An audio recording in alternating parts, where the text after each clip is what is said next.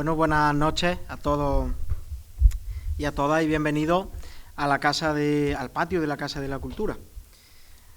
El mejor sitio, yo creo, que para hacer este tipo de actividad que nuestro paisano de adopción, Fran, cuando me llamó para hacerla, pues vimos el mejor sitio, el más oportuno para realizarla en el Templo de la Cultura, en la Casa de la Cultura de Marmolejo. Venimos a presentar su último libro, Licofrón, diario de clase. Un libro de Francisco J. Fernández, nacido en San Sebastián en 1967. Se doctoró en Filosofía en la Universidad del País Vasco con una tesis sobre Leibniz, implicaciones semiológicas de la teoría de los principios de Leibniz, filósofo al que ha traducido y consagrado varios estudios y artículos. Es presidente del Club Deportivo Dama Morena de Marmolejo y ha sido también profesor en la Universidad de Jaén e investigador en la Universidad del País Vasco. Actualmente es profesor de enseñanzas medias y ha sido profesor de filosofía y también de ética en el Instituto Virgen de la Cabeza de Marmolejo y actualmente trabaja como profesor en el Instituto Nuestra Señora de la Cabeza de Andújar. Seducido por el pensamiento clásico racionalista, ha ido poniendo en práctica aquella tesis leibniziana de la continuidad entre los saberes, y de ahí su interés por la ontología, la lingüística, el ajedrez o la lógica, entre otros que están a la espera, como él dice. Entre sus publicaciones destacan los siguientes libros: El filósofo del océano, de 1998, El descrédito de los quilates, 1999, El ajedrez de la filosofía, 2010, o Los huesos de Leibniz, en 2015.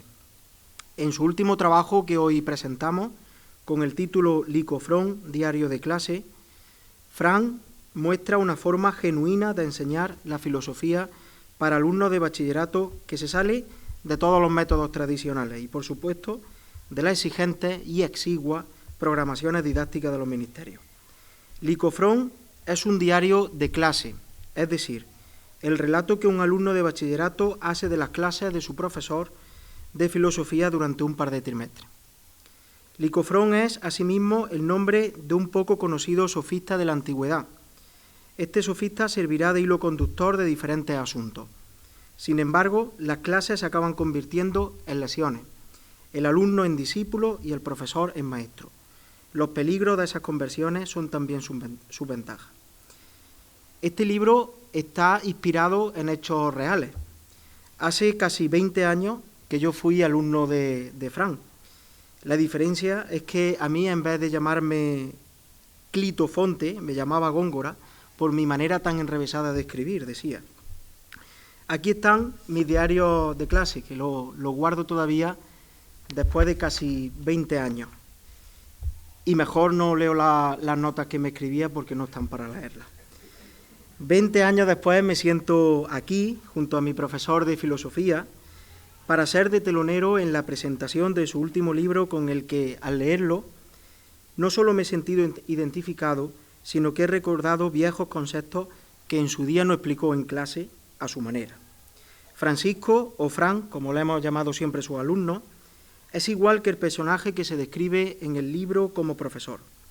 Sarcástico, poco convencional, raro, sabio, metódico pero desordenado y, sobre todas las demás cualidades o defectos, imprevisible. Y ahora, sobre el libro, Fran, espero que nos cuente algo más y que disfrutemos de esta noche y, desde luego, con Licofrón, diario de clase. Muchas gracias.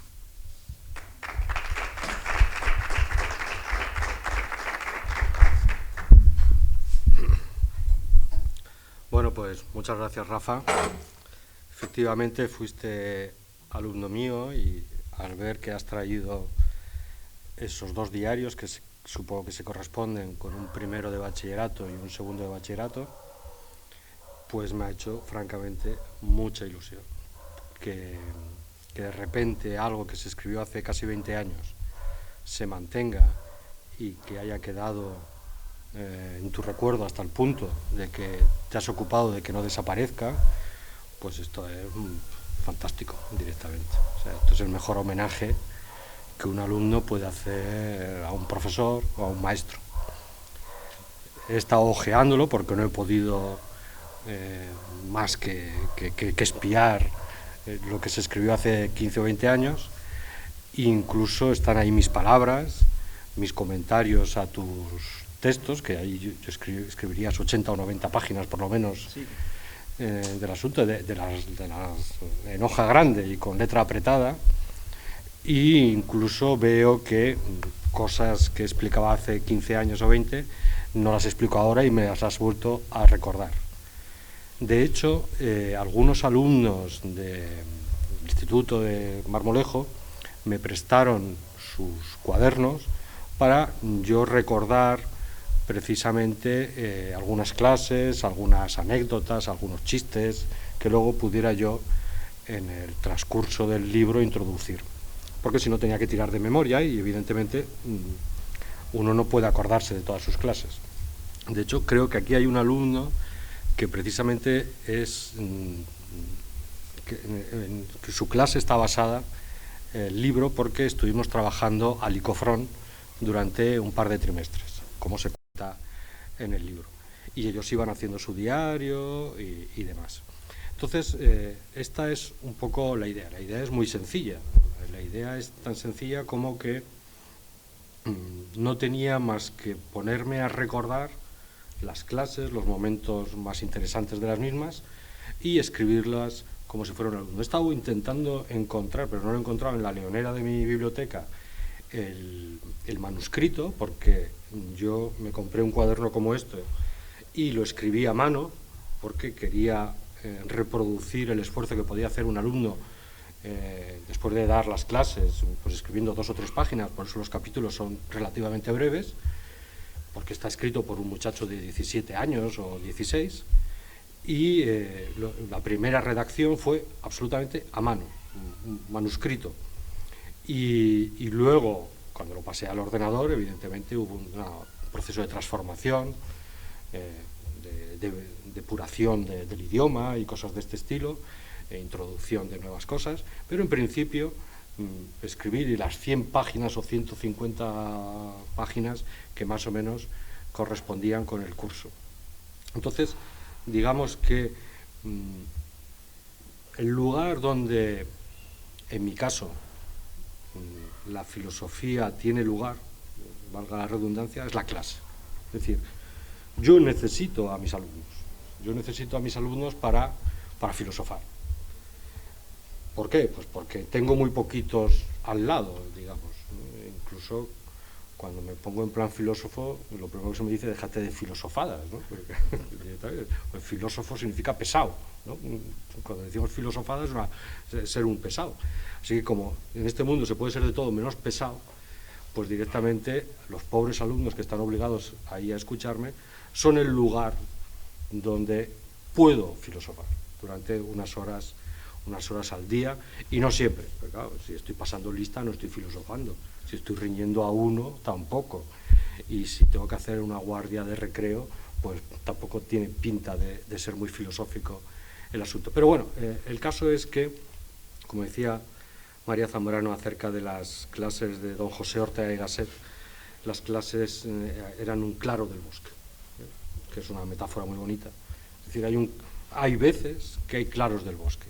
Y en este libro he intentado que esos claros del bosque de alguna manera se reproduzcan en la medida de mis posibilidades. Es decir, el proceso de aprendizaje. Ahí has leído parte de la contraportada donde se habla de las conversiones, el profesor en alumno, el profesor y el alumno, el maestro y el discípulo. ¿En qué sentido? En el sentido de que no es exactamente lo mismo un profesor que un maestro, no es exactamente lo mismo un alumno que un discípulo. Es decir, entre el profesor y el alumno hay una relación institucional, una relación reglada, una relación en la cual el Estado pone y las instituciones ponen las bases de tal relación, hasta el punto de que si el alumno no está contento pues puede reclamar, ¿no? Porque la nota no es la correspondiente o por lo que sea, pero eso evidentemente no puede pasar entre un maestro y un discípulo. ¿Por qué? Porque entre el maestro y el discípulo hay una relación afectiva, es decir, el discípulo se somete al maestro, el maestro se encarga del discípulo y entre ellos hay una relación amorosa o amistosa, que no es exactamente, te puede caer mejor o peor el profe, por decirlo así, pero yo no estoy hablando de eso, estoy hablando de que al discípulo le duele que el maestro no confíe en él, que se decepcione, y al maestro le duele que el discípulo no le haga caso, cosa que no pasa entre un profesor y un alumno. Si un discípulo o un alumno no hace caso, se le pone un 4, un 3 y se acabó, y no sufres ni padeces, pero con el discípulo sí. Entonces, esa relación que es la antigua relación del aprendizaje, en la que podemos vislumbrar en los diálogos de Platón, en la relación que tenía Sócrates con sus antiguos, con sus compañeros, con sus discípulos. No veo yo a Sócrates haciendo un examen a nadie, evidentemente, pero sí exigiendo. Es decir, hay formas de exigencia que no pasan por el examen. Y es un poco eso lo que en el Licofrón se está retratando. No porque yo sea un maestro, que no lo soy, en el sentido de porque es imposible, porque estamos dentro de la institución y por lo tanto eso no puede ser y podría ser hasta peligroso, ¿no? Pero a veces hay resquicios dentro de la cosa para que tal asunto suceda. Y voy a poner un ejemplo que me pasó hace 3 años en el Instituto de Nuestra Señora de la Cabeza de Andújar, porque yo daba clase por la noche. Entonces, a las 10 acaban las clases, se cierra el instituto, etcétera, y yo daba clase de 8 a 9 y de 9 a 10. Entonces, en una de estas clases, de 9 a 10, a segundo de bachiller, me pongo a dar clases, suena el timbre, pipí, tití. El caso es que yo debía de estar explicando algo especialmente interesante o algo por el estilo, y 20 minutos más tarde alguien dice, creo que ha tocado. Y claro, había tocado, claro que sí. Estábamos encerrados en el instituto. 12 personas, no eran muchas más, encerrados en el instituto. Tuvimos que llamar a la policía, tuvimos que llamar al exterior, vino el de la cafetería vestido en un esquijama de Walt Disney, que con 70 años que tendrá. Esquijama, yo todavía digo esquijama, no pijama. Esquijama, los viejos lo entenderán, ¿no? Porque esquijama ya no dice nadie, ¿no? Pero yo todavía digo esquijama, que no era el pijama. El pijama de toda la vida. El esquijama es esta cosa que se pone la gente, ceñida, ¿no? Bueno, pues vino la policía, tuvimos que dar. ¿Y qué había pasado? Pues que había pasado que nos habíamos olvidado del tiempo, que eso es lo mejor que le puede pasar a uno. Por eso cuando alguien dice, qué bien nos lo estamos pasando, es que ya empezamos a pasárnoslo mal. En el momento en que alguien te recuerda el tiempo, porque mientras te lo estás pasando bien, eso no pasa, no ocurre, no estás mirando la hora, ni mucho menos. Entonces, ¿qué ocurrió? Pues ocurrió que de repente la cosa, lo que fuera, que yo ni me acuerdo de qué estaba hablando, se sobrepuso a las condiciones a las que nos estamos sometidos todos en nuestra vida cotidiana. Y puedo decir, porque digamos que he tenido suerte, también porque soy un poco flautista de Hamelín. La verdad es que tengo ese poder, ¿no? Y soy capaz de, con la palabra y contando historias, de hacer que la gente vaya por donde quiero, ¿no? No siempre, pero muchas veces mis alumnos me dicen que les cuente cuentos, pero que no miento, de verdad, y que les cuente una historia. Y a algunos se me queda hasta roque, ¿no?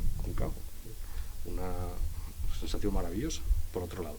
Entonces, ¿qué ocurrió? Ocurrió que nos sobrepusimos a la institución, al tiempo, a las horas, porque aquello que estábamos haciendo era más importante que cualquier otra cosa en el mundo, es decir, que salir porque tenías que irte. Y nos quedamos encerrados. Bueno, pues esa sensación, eso es para mí la filosofía directamente, es el momento en el cual el concepto se sobrepone a la realidad. Es decir, el pensamiento le dice a las cosas, dice, no merecéis la pena, merece la pena más el descubrimiento de ciertas verdades, las que sean. Y eso pasa, ¿vale? Y yo tengo la suerte de poder convocarlas, ya me gustaría poder tener una varita mágica para decir, ahora vamos a... Pero ocurre. Y Y ocurre, son los momentos en los cuales los alumnos no te dicen, va a tocar, ¿no? Si te dicen va a tocar es que la clase ha sido mala, directamente, no has conseguido seducirlos. Y si los alumnos, no obstante, se olvidan de ello, y aquí ha habido, te cuento algunos alumnos que podrán dar fe de ello, y tú mismo, Rafa, pues directamente pueden dar testimonio de esa experiencia, de ese claro del bosque. Porque, por otro lado, yo no creo que sea demasiado buen profesor. Como maestro igual regular, pero buen profesor, yo miro a mis compañeros y son profesores maravillosos, en el sentido de que lo explican todo bien. Son grandes explicadores. El asunto está en que yo no entiendo nada. ¿Cómo lo voy a explicar si yo no lo entiendo? Ellos creen, ahora dándole la vuelta a la tortilla, estos que explican tan bien, yo no estoy muy seguro de que lo entiendan, porque cuando me lo explican a mí yo estoy entendiendo exactamente lo mismo que ellos y sin embargo sigo sin comprenderlo, así que ahí pasa algo, ¿no? Pero bueno, hay grandes, igual es suficiente, ¿no? Ser un buen explicador. Yo no creo ser un profesor buen explicador, al revés, suelo poner a los alumnos nerviosos, en el sentido de que en vez de salir bien explicaditos de clase, salen con más dudas y como malabaristas que están intentando manejar malabares y que se les caen. Pero es que yo creo que eso es preferible, por lo menos en una asignatura como filosofía. Vamos a ponernos la venda antes de descalabrarnos. Igual en otras no, ¿no? Pero en filosofía, donde tiene un estatuto tan difuso, ¿no? Pues intentemos aprovecharnos de ellos para directamente que las cosas, si no están claras, insistamos en su no claridad y todavía compliquémosla un poco más. ¿Por qué? Pues porque el mundo no está claro, porque el mundo siempre es muy complicado, porque las cosas siempre necesitan un plus de significación y de explicitación. El mundo no puede ser explicado bien. Pero es que aquellos que lo intenten hacer es que están mintiendo directamente. Yo tengo esa percepción, por lo menos. Es decir, al revés, tenemos que embarullarlo todo lo máximo posible con la esperanza de que de ese embarullo salga algo, evidentemente. Porque no se trata de vivir en la confusión, yo no estoy diciendo eso. Estoy diciendo que no nos engañemos respecto de la complicación de las cosas. Desde un punto de vista político, por ejemplo, distinguir entre derechas e izquierdas. Bueno, pues está muy bien distinguir entre derechas, pero hay tantos matices en esas posiciones. O distinguir, también se puede distinguir entre los números entre pares e impares, pero todos sabemos que hay muchas clases de números. Están los racionales, están los irracionales. Podemos distinguir entre épocas históricas, pero cuando vamos al detalle, luego todo es un continuo. En el siglo XVI, digamos, todavía se está haciendo filosofía medieval escolástica, pero algunos de los últimos escolásticos son filósofos modernos que están reventando desde dentro la propia filosofía. Y sin embargo, están en una época determinada y pedagógicamente los distribuimos. Estas distribuciones quizás sean útiles de alguna forma, pero inmediatamente hay que relativizarlas. Leibniz decía, Leibniz es el filósofo al que has mencionado, decía que los buenos libros son aquellos que no se sabe dónde poner, porque caben en diferentes estanterías, es decir, cabrían en matemáticas, o cabrían en historia, o cabrían en lingüística. Esos libros que pueden estar en varios sitios, los diálogos de Galileo, por ejemplo, son libros de física, son un patrimonio de la lengua italiana también, porque los escribió en italiano. Entonces, ¿dónde los ponemos? En física, en historia de la ciencia, en literatura italiana, cabrían en cualquier sitio. Esos son los libros buenos. Y lo digo porque algunos tienen dificultades a la hora de clasificar el propio Licofrón. La editorial decía, ¿qué le ponemos? Ensayo filosófico, novela ficticia, ficción filosófica, que me da igual. Tenían que poner algo, evidentemente, y que yo al final no sé, creo que pusieron ensayo ficticio o algo por el estilo, cosa que es una cosa contradictoria, pero bueno. El caso es entonces que esa mixtura por la que apuesto también ha puesto, en la escritura quiero decir, también ha puesto por ella en las clases. De tal manera que las diferentes disciplinas tengan en la filosofía el lugar donde convergen. He estado mirando tu texto, porque es un texto de los diarios, y ahí aparecen cosas de política, aparecen cosas de lógica, aparecen cosas de matemáticas, aparecen cosas de psicología. Podrías incluso enseñar el momento en el cual hicimos experimentos fisiológicos, porque les hacía a los pobres una marca, un cuadrado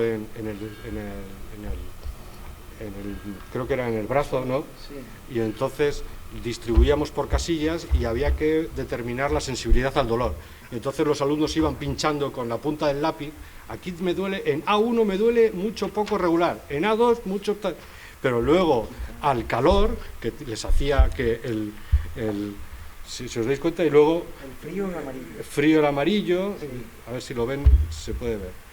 Pues eso es una representación en grande de un experimento fisiológico, y lo único que quería demostrarles es que los receptores nerviosos que están debajo de la piel no están distribuidos de manera uniforme.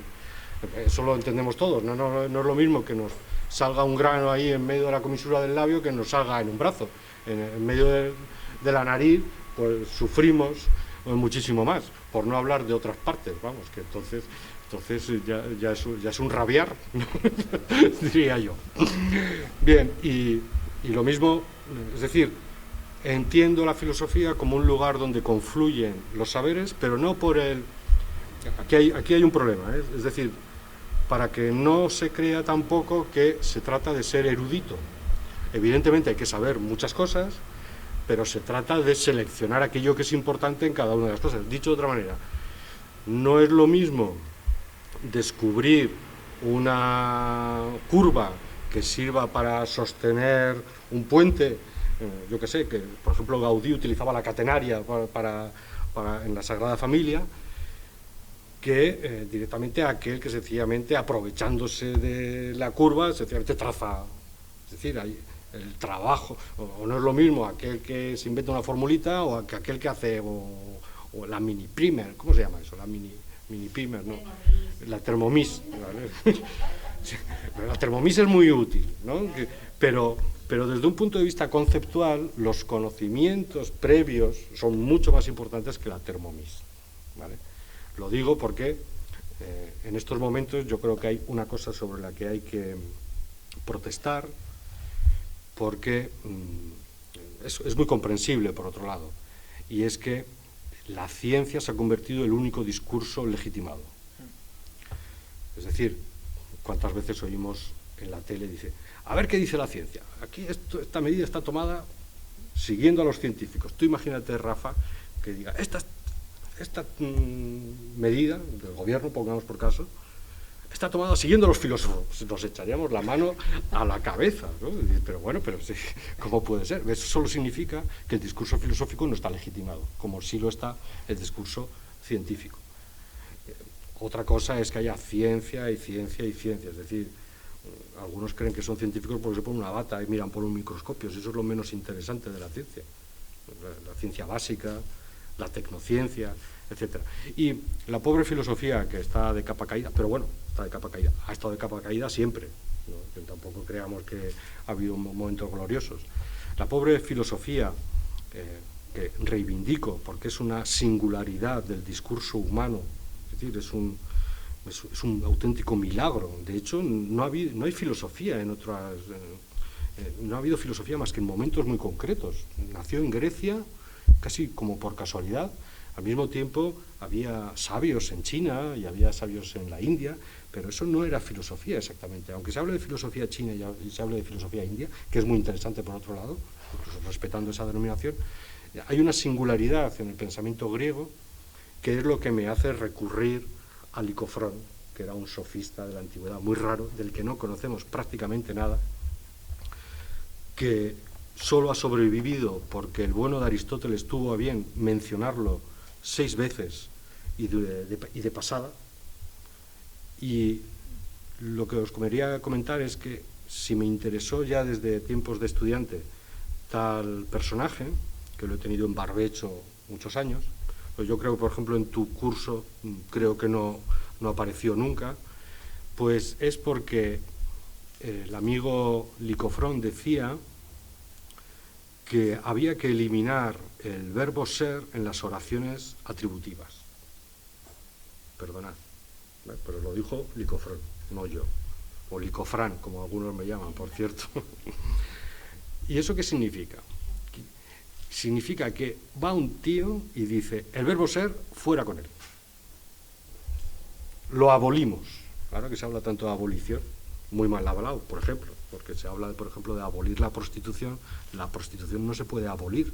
Lo que se abolen se dice, ¿no? Son las leyes, pero no hay ninguna ley. Lo que se habría que hacer es prohibir la prostitución, pero no abolirla.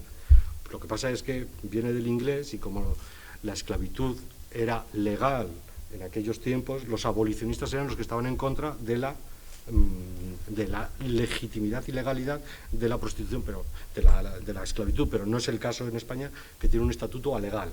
Entonces, abolir no, prohibir directamente. Lo que pasa es que hacemos seguidismo de otra gente. Bueno, pues aquí el amigo Licofrón prohíbe o abole, o como se diga, el verbo ser. Dicho de otra manera, que en vez de decir el cielo es azul, hay que decir el cielo azul. Y uno dirá, bueno, eso también lo decimos en castellano, ¿eh? Cuando dices, la tonta tu madre, no has puesto el verbo ser. La tonta es tu madre y de la tonta tu madre. Así que somos licofronianos sin darnos cuenta. ¿Y por qué lo quería abolir? ¿Por qué quería que desapareciera? Pues porque si resultaba que metíamos el verbo ser entre cielo y azul, el cielo dejaba de ser cielo para ser azul. Es decir, para ser solo azul. O al revés. El azul dejaba de ser azul para ser cielo. Por eso algunos, en aquella misma época, decían que lo único que se puede decir de un caballo es que es un caballo. O de un perro que es un perro. Pero no digas nada más porque empiezas a traicionarlo. Porque dices, bueno, pero no acabas de decir que era un caballo. ¿Cómo dices ahora que es marrón? O que se llama canelo. Es decir, querían que la predicación que se hiciera fuera muy estricta, lo cual es una auténtica locura, pero el asunto está en ¿por qué se les ocurre esto? Es decir, ¿qué veían de peligroso en ese tipo de frases que parecen tan inofensivas como para que sencillamente quisieran abolirlas, como el bueno de Licofrón, que al pobre no le hicieron ni caso y solo se ha conservado, bueno, hasta que 2000 años más tarde un subnormal como yo le ha hecho caso, pero bueno, había que recuperar la memoria aquí de Licofrón. Bueno, y entonces sería muy difícil de explicar, de hecho se intenta explicar en el libro en qué consiste eso de ser, con un ejemplo. Imaginaos que yo le pregunto, oye, Toñi, ¿qué haces? Soy. ¿Cómo que soy? ¿Soy qué? ¿No? Parece que estaría coja la frase, ¿no? Un poco en el telefonillo sí que se suele decir, ¿quién es? Soy yo, ¿no? Pero ya está. Soy yo, que significa soy yo el que está hablando, básicamente, pero cuando estás siendo, no estás haciendo nada. Y entonces, digamos que esa vaciedad, ese vacío del ser, sirve para un roto y para un descosido, porque por un lado no significa nada y por otro lado podemos decir cualquier cosa con el mismo. Entonces esa contradicción es la que tenían de capa caída y los llevaba por la calle de la amargura a esta gente. Que luego, por cierto, se menciona en el libro el verbo existir también, que si yo no recuerdo mal, os prohibía que el verbo existir se pronunciara en mi clase. La razón ya sabéis por qué, porque yo era un heredero de Licofrón. Existir está prohibido, ¿no? Existir es el verbo de la reacción. Evidentemente eran exageraciones, pero les venía a decir a mis alumnos entonces, y lo sigo diciendo ahora porque es una verdad como un templo, que el verbo existir es un verbo que se inventa en la Edad Media. Se inventa. Lo digo porque cuando uno oye a estos imbéciles que cantan canciones actuales donde aparece la palabra existir, y dice, eres tú mi existir y cosas de este estilo, cosa más cursi directamente, pues apago la radio o lo que sea. Bueno, pues existir es un verbo que se inventan en la Edad Media para referirlo a Dios, y solamente a Dios. Es decir, porque había que conseguir que Dios existiera. Y uno dirá, bueno, ¿qué más da, no? Es decir, vamos a hacer que un verbo, que porque inventemos un verbo, Dios empiece a existir. Y entonces Dios no lo había antes, por supuesto que lo había. Para ellos no tenían dudas acerca de ello. Pero, sencillamente, se lo inventaron. Entonces, ¿por qué se lo inventaron? Porque el verbo existir, a diferencia del verbo ser, tiene un semantema. Es decir, tiene significado. Cuando yo digo yo existo, a que no parece que le falte nada a la frase. En cambio, cuando yo digo yo soy, sí. ¿Yo soy qué? Digo, yo existo. Yo existo es como yo como. Yo como comida, yo existo. Claro, cuando a alguien le preguntas qué es lo que está haciendo mientras está existiendo, empiezan a verse las costuras a la cosa. Y dice, ¿qué haces? Existo. Bueno, pues, ¿qué querrá decir? Me acuerdo que una vez en Hendaya pregunté por una señora y dijo, il n'existe plus. Es decir, ella quería decir que se había muerto, ya no existe más, ¿no? La pobre se había muerto, ¿no? Bueno, y le he escuchado en el telediario, existirán chubascos en el norte de la península. Eso en vez de habrá, ¿vale? Ya se empieza a decir, es decir, estamos siendo colonizados por el verbo existir. Y ahora os voy a decir qué es existir y por qué se lo inventaron. Existir es ser más haber. Es decir, cuando un niño pequeño descubre que los reyes no existen, ¿no? Los reyes magos, quiero decir, bueno, que eso es lo que le decía don Juan a su hijo Juan Carlos, y de los reyes son los padres, le decía. Ese era un chiste de la transición, ¿no? Yo soy muy viejo y todavía me acuerdo de esos chistes. Los reyes son los padres, le decía don Juan, el conde de Barcelona, se lo decía al amigo que caza elefantes. Bueno, pues los reyes son los padres. O, por ejemplo, cuando una señora descubre que el amor no existe. El amor no existe, hija mía, cuando te das cuenta que es eso, del amor, ¿no? Entonces, el asunto está en que existir es ser más saber. ¿Y qué significa ser más saber? Cuando decimos que algo existe, estamos diciendo que es lo que es y además lo hay. ¿Vale? Es decir, Don Quijote no existe porque es lo que es, pero no lo hay. Entonces le falta ese haber, ¿no? Nuestras madres nos decían, eres de lo que no hay, ¿no? Ese eres de lo que no hay, que es una expresión maravillosa del castellano, que quiere decir algo así como eres único, eres de una sola condición, o sea, no hay nadie como tú, eres de lo que no hay. Ahí habría ser, pero no haber, ¿vale? De tal manera que la expresión, que fijaos, si le damos la vuelta, que eso también se hace en el Licofrón, hay de lo que no eres, o algo por el estilo, parece que no tendría mucho sentido. Bueno, pues ese ser habiendo, que eso es existir, es a lo que satisface el verbo. ¿Por qué? Porque el verbo ser, cuando iba solo, es decir, cuando no tenía un atributo, es decir, yo soy, significaba estoy también, o lo hay. Por ejemplo, en griego clásico se decía Sócrates esti, se podría traducir Sócrates es, pero en castellano diríamos ahí está Sócrates, es decir, tenía el sentido de haber, pero no es lo que se llama un uso absoluto del verbo ser, frente a un uso copulativo del verbo ser. Y ese uso absoluto del verbo ser era el que indicaba el haber.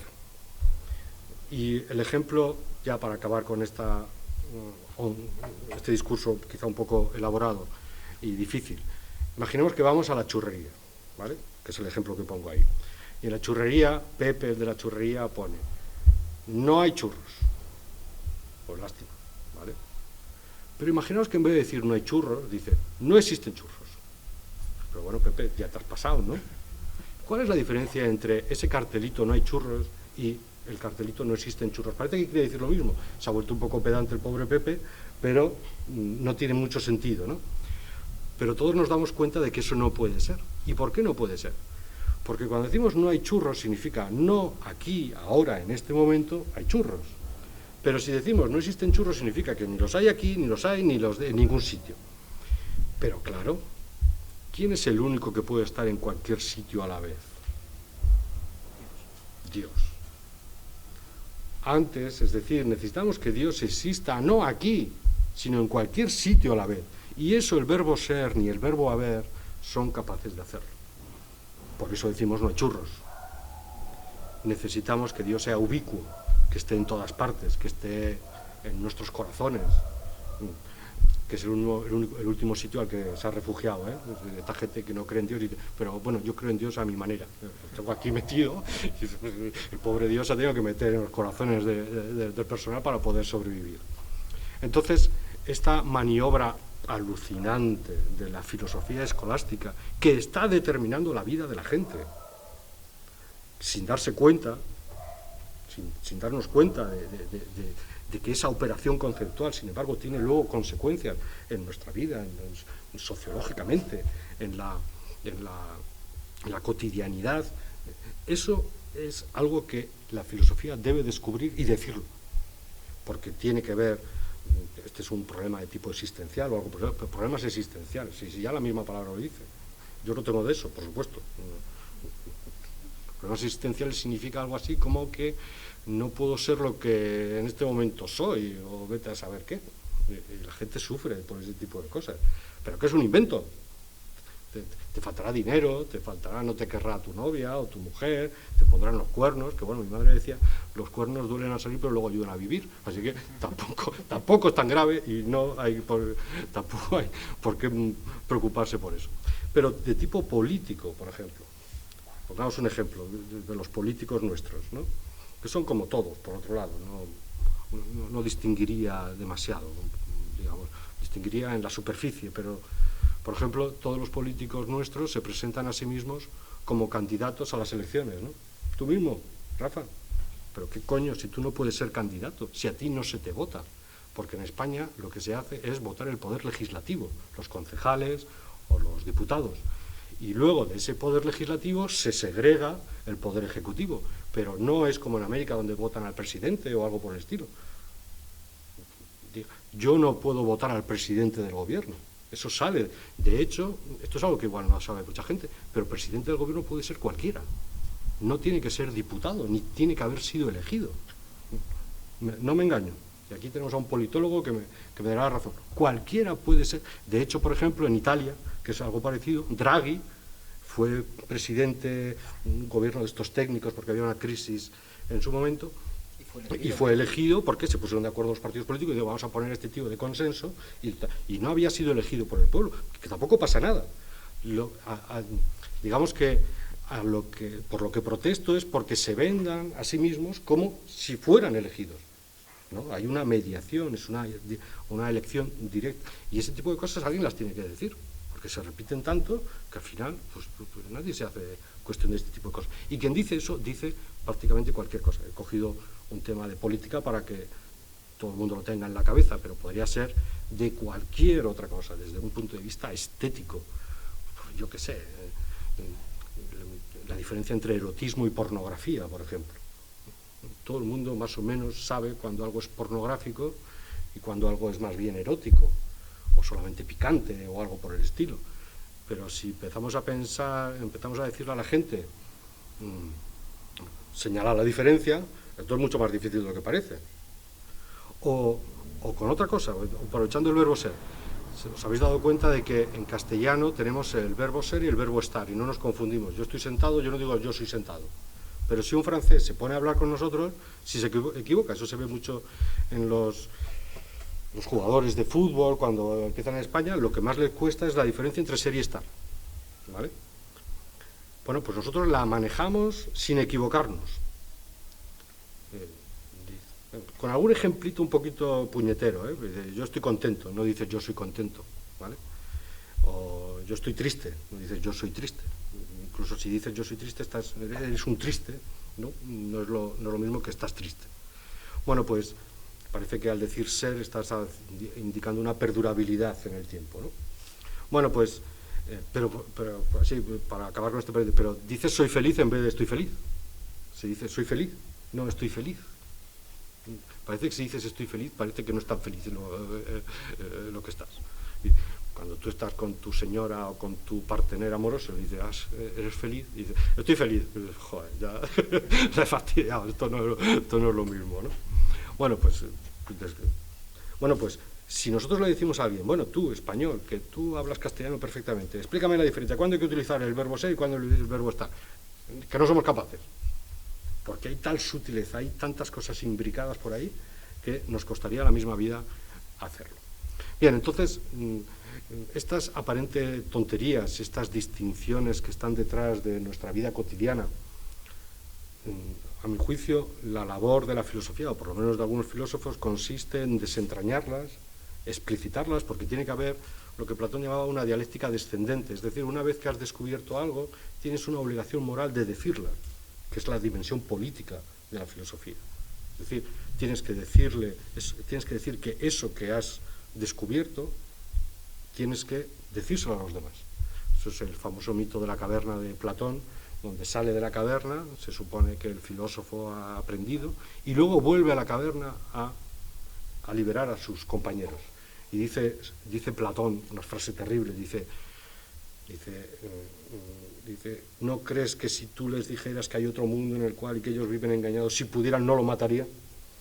Y Sócrates murió envenenado y ajusticiado por la ciudad de Atenas. Es decir, que hay un peligro objetivo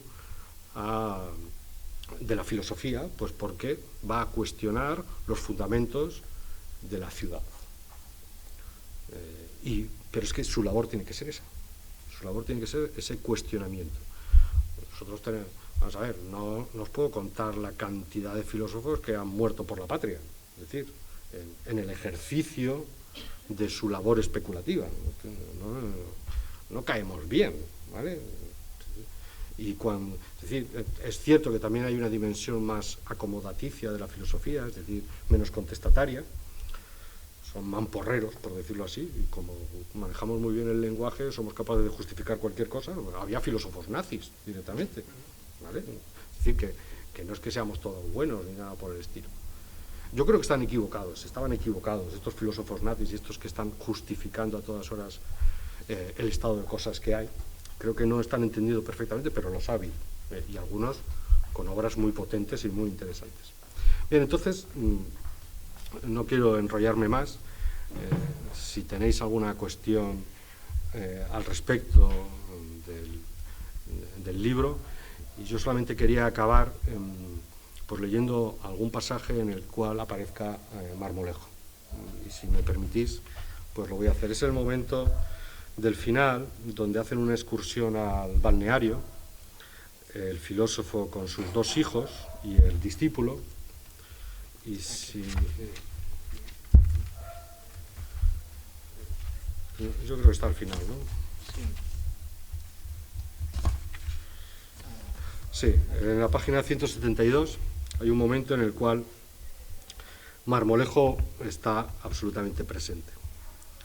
Bien, cuento un poco. El filósofo tiene dos hijos, se llama uno Miranda y otro Minaya, que Minaya es un vasquismo que significa mi hermano, es decir, que a Minaya solo le puede llamar Minaya su hermana, ¿no? Porque es lo que sí, significa mi Anaya, que es una frase que aparece en el poema del Muñací, una palabra, cuando Rodrigo Díaz de Vivar le dice a Álvar Núñez, Minaya, mi hermano, ¿no? Que después de todo hay un pueblo que se llama Minaya y es un nombre propio, no muy común, pero un nombre propio. Y entonces Clitofonte, que es el discípulo, por la mañana van al balneario, hacen un paseo. Y si les parece, son solamente una página y media, lo leo. Aquel día tocó pasear, peripatéticos que éramos. Bajemos al balneario, ordenó. Sus hijos se quejaron inmediatamente. ¿No estamos en un pueblo de agüistas? Pues venga. Son 3 kilómetros de ida y otros 3 de vuelta, dijo Minaya. Pero parece que no tenía mucha gana de No tanto, contestó él. Se fue a por su mariconera, se puso unas gafas de sol y a última hora se acordó de llevar consigo su navaja tranchete. Vamos, algo enfurruñados, apenas hablamos durante la primera parte del camino. Solo cuando llegamos a la iglesia de Jesús, se paró un segundo para explicarnos qué era una espadaña, lo que suscitó un interés mediano. Seguimos adelante por la calle Calvario, flanqueada de árboles del amor que solo son bonitos en primavera. Alcanzó una de las vainas más pequeñas que las de los algarrobos y la abrió. Se dice que en uno de estos árboles se ahorcó Judas. Dejamos a nuestra izquierda los magnolios del gran hotel balneario y a nuestra derecha la estaca del cornezuelo que cuidaba el antiguo conserje de la granja. Entre medias, granados y moreras. Empezamos el descenso carretera abajo. Cuidado con los coches, advirtió. A un lado el monte, queriéndose abalanzar sobre nosotros. Al otro muros de azucareña, protegiéndonos de los barrancos. Miranda recogía alguna piedra de vez en cuando y recitaba: metamórfica, sedimentaria, volcánica. Minaya, más rezagado, todavía resentido por haberle desencamado. Solo prestó atención cuando le mostró la planta con que mataron a Sócrates. Oled, recuerda los orines de ratón. Llegamos al balneario. Imponentes plátanos de sombra y eucaliptus aún mayores, cipreses, algún acebuche, melias, adelfas y pitas, también matas de romero y avena loca por aquí y por allá. Fuimos a los manantiales. 3 aguas distintas: Fuente Agria, Fuente de San Luis y Fuente de Buena Esperanza. En un cartel antiguo ponía muy radiactivas, lo que no supimos cómo interpretar, porque daba la impresión de ser una característica positiva. Catemos las aguas, dijo. Nos opusimos a beber de los 3 manantiales. Retened en la memoria los sabores. Deciros a vosotros mismos algo: ferruginosa, carbónico, picante, lo que sea. Luego servirá para la cata a ciegas. Aconsejó. Así lo hicimos. Me dije a mí mismo que estaba intentando que encontráramos la diferencia específica. Y funcionó. Nos convertimos en expertos agüistas. Después de asomarnos al río, oscuro y lleno de tarajes, y arrojar en él algunas piedras: a ver si os vais a hacer una pitera, avisó. Nos invitó a unos refrescos, aunque él volvió a tomarse un café. Apenas prestó atención al puente de San Bartolomé del siglo XVI, con ser bastante impresionante. Pero aquel día la naturaleza estaba antes que la técnica, laureles e hinojos en vez de sillares y tajamares. Comenzamos a charlar y Miranda comentó que estaba leyendo Frankenstein. Dijo que el monstruo surgía a partir de trozos de individuos y que el momento que más le había gustado es cuando el monstruo exigía a su creador que le fabricara una compañera. Ante la negativa de este, el monstruo dice: soy malvado porque soy desgraciado. ¿Y con una mujer a su lado va a dejar de serlo?, dijo Minaya, al que no parecían afectarle las tribulaciones del amor. El monstruo está solo, esa es la cuestión. Quiere tener a su lado a alguien como él, contestó Miranda. Supongo que todos queremos eso, dije yo. Lo digo porque el protagonista Critofonte está secretamente enamorado de Miranda. Que mi hija protestaba porque le estaban buscando un novio literario en medio de la esta. Bueno, otros entienden que ese otro ha de ser un complementario, como en el mito del andrógeno de Platón. Me temo que todos estamos equivocados, concluyó el maestro. El viaje de vuelta se hizo más corto, como suele ser habitual, y eso que nos repetimos itinerario. Nos desviamos hacia la barriada de Regiones. Pocos de los que viven aquí saben que su barrio se llama así porque se construyó al amparo de un plan de regiones devastadas por la guerra. Es otro ejemplo más de cómo se independizan las palabras de su origen, explicó. Un poco antes de que tomaran el camino más corto hacia su casa, por donde los naranjos encalados, me aparté yo hacia el que conducía la mía, olvidando que aún allí tenía mis cosas.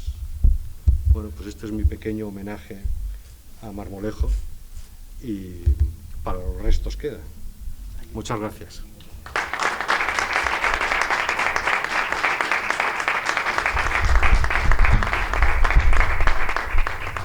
Pues yo quisiera también terminar contando una pequeña anécdota del libro y del diario. Fijaos en el libro, en la página 66, dice: aunque los diarios eran muchos y diversos, todos tenían algo en común, algo que había exigido, carecían de anilla. Por eso el libro no exigía que fuera de pasta dura y cosido. Es más, quería que con ello no pudiéramos arrancar ninguna página sin lastimar el diario. El diario es sagrado, intocable, decía. Es más, nos había recomendado que utilizáramos un bolígrafo especial para el mismo y solamente para el mismo. Tenéis que desarrollar una suerte de afecto hacia el diario, de tal manera que, si por un casual lo perdéis, constituya una verdadera tragedia. Como él siempre decía que utilizáramos un boli especial y que fuera especial, pues yo empecé a escribir el diario en verde, con boli verde, hasta tal punto de que en una de sus notas, después de 20 años, lo recuerdo, me puso verde. Y me dijo que con verde se atreve, por guapo se tiene. Y cambié de color el diario, creyendo que le iba a satisfacer el cambio, y en la última ¿Dónde está? En el último comentario del trimestre me escribió, no lo encuentro ahora, pero que me escribió que el diario le había decepcionado. Eso es mentira. Bueno, broma aparte, la verdad que yo quisiera contribuir a la presentación del libro para hacer una defensa de estas formas diferentes de enseñar.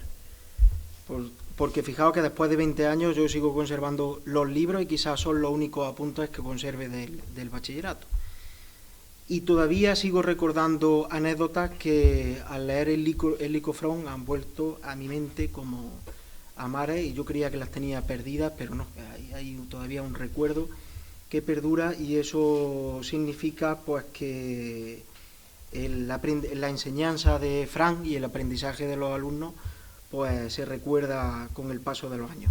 Así que, Fran, te animo a seguir enseñando como tú quieras enseñar y no como te diga el ministerio.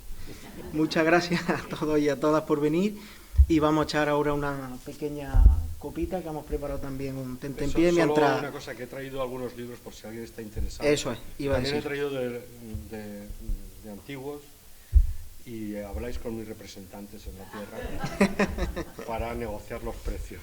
De todas maneras, si hay alguna pregunta al respecto, me gustaría escucharla de nuevo. Bueno, has dicho que la filosofía, bueno, creo que la filosofía ha creado las bases sociales en las que luego se fundamentan las sociedades. Ejemplos que hemos aprendido como Platón, Descartes, San Agustín, Marx, por ejemplo. También has hablado de la diferencia entre profesor y maestro. Yo creo que tú eres mi maestro. Y en este sentido quería preguntar, al igual que todos estos filósofos han quedado para la historia, como maestro de mucha gente, quería preguntarte cómo ves el futuro de gente como tú, de maestro, respecto a la filosofía. ¿Cómo es el futuro próximo? ¿Crees que tenéis futuro? ¿Creéis que cada vez menos? Bueno, respecto a lo primero, no estoy muy de acuerdo, ¿eh? Es decir, que no creo que la filosofía haya determinado las sociedades. Es decir, creo que es posterior. Las sociedades se determinan por lo que sea, condiciones socioeconómicas o lo que... Y luego, lo que sí hay es una labor de reflexión sobre la propia sociedad. Es decir, que cuando Platón escribe la República, la ciudad de Atenas ya está constituida. ¿Y qué puede ocurrir? Puede ocurrir que esas ideas de un filósofo se proyecten después sobre la propia organización social y demás. Casi siempre para mal, ¿eh? Por otro lado. Porque yo estoy un poco en contra de dar ideas. Como tú des ideas, más bien, quítalas, ¿no? Mi visión, yo soy muy nihilista. Es decir, yo soy muy negativo y no... todo positivo, nada negativo, como decía Van Gaal, ¿os acordáis? Creo que mi forma de entender la filosofía es de pura negatividad, porque me parece que no hay forma de que después tengas control sobre esa idea que hayas podido tener, y pueden hacer cualquier cosa. Bien, y la segunda pregunta también no me gusta, para nada. O sea, esto de preocuparse por el futuro, pero bueno, ¿tú te crees que si yo me hubiera preocupado por el futuro hubiera estudiado filosofía? Que quería ser ingeniero, pues sí, claro, pero es que yo lo tenía muy claro, para empezar, o sea, o trabajar, o sea, a mí no se me ocurrió nunca eso de trabajar, yo no quería trabajar, yo quería filosofar, vivir del cuento y cosas de este estilo, y luego... porque tampoco soy muy bueno para ser constructivo ni para hacer puentes o carreteras y cosas de este tipo, me saldrían fatal. Pero soy bueno para... Si a mí me hubieran pagado por leer y estar tumbado en el sofá y escribir algún poema y tal, pues ese sería mi oficio, ¿no? Lo haría bastante bien. Pero como no pagan por eso, pues tengo que dar clase y demás. Por eso, por ejemplo, yo no tengo vocación de profesor. O sea, el día que aprobé las oposiciones fue uno de los peores de mi vida, para mí. O sea, es que para nada. me parecía que era la condena del trabajo, el trabajo, trabajo, palabra que viene de un instrumento de tortura, tripalium, que eran tres palos cruzados con que se torturaba a la gente, de ahí viene trabajo, tripalium, que no me lo invento, lo puedes buscar en el móvil. La palabra trabajo viene de un instrumento de tortura. Así que la gente que disfruta trabajando, yo, madre mía, pobrecitos míos, ¿vale? Que por otro lado, todos nos damos cuenta de que no disfrutamos, ¿vale? Lo que pasa es que hay trabajos y trabajos, evidentemente. Bueno, así que respecto de esa pregunta por el futuro y demás, la desecharía, que venga lo que sea, ¿vale? Y que nos pille confesados, ¿no? Directamente, lo mejor preparados posibles. ¿Que eso significa que yo no tengo interés por lo que pasa? Por supuesto que no. Solo tengo que ver tendrías que ver cómo lucho yo con mi familia, porque yo quiero ver la tertulia de Xavi Fuertes en 24 horas y mis hijos, mi mujer y quien esté quiere ver, yo qué sé, Operación Triunfo, que no sé ni lo que es, por otro lado, ¿vale? Es decir, que tengo un interés vivo por todas las cosas. Me encanta ver cómo mienten, ¿no?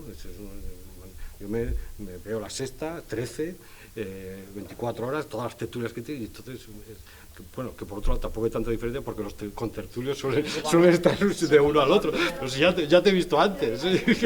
Pero bueno, digamos que hay un pequeño matiz, ¿no? Y me gusta apreciar las pequeñas diferencias, ¿no? Entonces, no